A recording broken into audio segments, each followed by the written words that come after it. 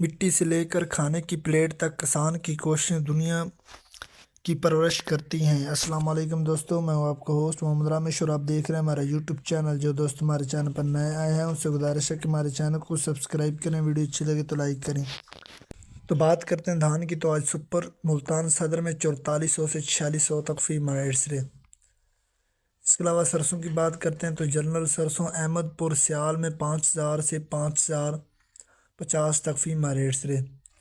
جبکہ کپاس کی بات کرتے ہیں تو پیر محل میں 6000 سے 8000۔ اس کے علاوہ شاہپور میں 6500 سے 8300، جبکہ قاضی احمد میں 6500 سے 8300، جبکہ دریا خان میں 6500 سے 8300 تک فی مارکیٹ ریٹ۔